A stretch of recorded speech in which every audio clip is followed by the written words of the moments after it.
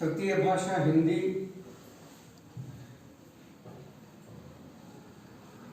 पाठ्यक्रम में आने वाले गद्य और पद्य पाठ्यक्रम पूर्ण हो चुका है। अब पुनरावर्तन का काम चल रहा है, कार्य चल रहा है। पुनरावर्तन के काम में पुनरावर्तन करने की एक विधा हमने अपनाई है, वो है सेमिनार। विद्यार्थियों द्वारा पाठ को यहाँ बताया जाएगा, उसके बाद कुछ प्रश्न पूछे जाएंगे। पाठ के ऊपर आने वाले प्रश्न, परीक्षा उपयोगी प्रश्न कितने आएंगे उनकी भी चर्चा होगी। आज के सेमिनार में अरुण प्रेमचंद का लिखा हुआ कश्मीरी से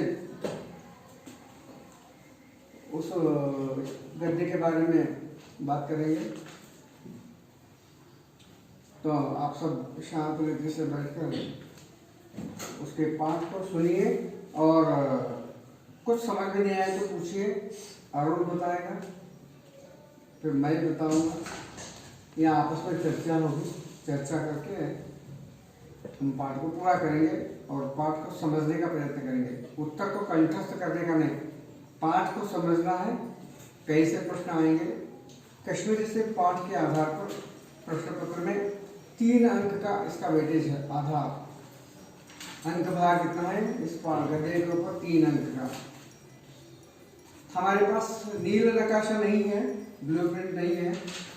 ब्लूप्रिंट होता तो कैसा प्रश्न आएगा बता सकते थे। इसमें क्या है, 1 अंक का एक प्रश्न आ सकता है, 2 अंक का एक प्रश्न आ सकता है,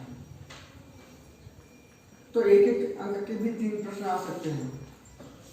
तो मैं अरुण को पाठ शुरू करने का आदेश देता हूँ। तो पाठ शुरू करेंगे, आप लोग शांति से सुनिए। मैं आज तुमको कश्मीरी से पाठ बताना जा रहा हूँ। कश्मीरी से पाठ का लेखक है मुंशी प्रेमचंद। परिचय देखिए, मुंशी प्रेमचंद जी का जन्म 31 जुलाई 1880 को वाराणसी के पास लमई नामक गांव में हुआ था। इनका वास्तविक नाम था धनपत राय। वे शिक्षा विभाग में नौकरी करते थे। इनका जीवन गरीबी में ही गुजरा। वे मैट्रिक तक ही पढ़ पाए। वे यथार्थवादी कथाकार थे।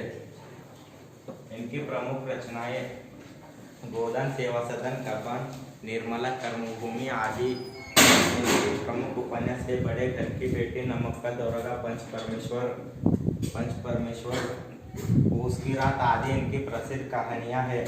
प्रेमचंद की कहानियां मानव सरोवर नाम से संकलित है।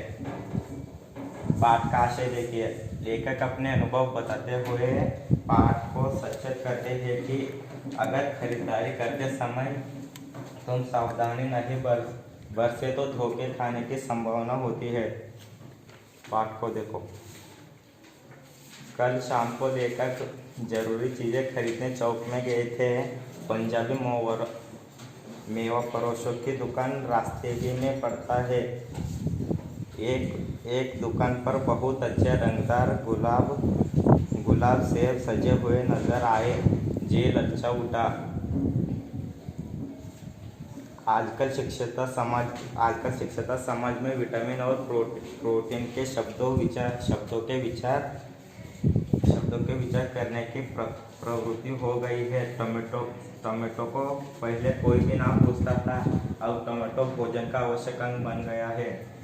गाजर जब गरीबों की पेट भरने का चीज था, अब तो अमीर लोग उसका हलवा बनकर पी रहे हैं।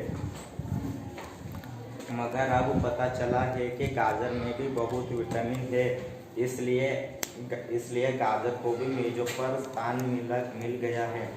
सेब के विशेष में तो यहाँ कहा जाने लगा है कि एक सेब रोज खाइए तो आपको डॉक्टर के पास जाने की जरूरत नहीं रहेगी। डॉक्टर से बचने के लिए हम नींबू तक खाने के लिए तैयार है। सेब को यहाँ स्थान मिल चुका है। अब वह केवल स्वाद की चीज नहीं है, उसमें गुण भी है।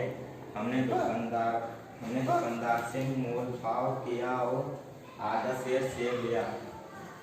दुकानदार ने कहा, बाबूजी बड़े मजेदार सेब है, खास कश्मीरी सेब आप ले जाए खाकर तबीयत खुश हो जाएगी।